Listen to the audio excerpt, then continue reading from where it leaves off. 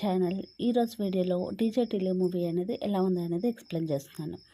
ఈ వీడియోలో చాలా కామెడీగా ఇంట్రెస్టింగ్గా కూడా ఉంటుంది. వీడియో అనేది స్కిప్ చేయకుండా ఫుల్ వరకు చూడండి. అదేవిధంగా మొదటిసారి మన ఛానల్ చూస్తున్నట్లయితే లైక్ చేయండి, షేర్ చేయండి, సబ్స్క్రైబ్ చేసి పక్కనే ఉన్న బెల్ ఐకాన్ అనేది యాక్టివేట్ చేసుకోగలరు. ఇక స్టోరీలోకి వెళ్ళిపోతాం.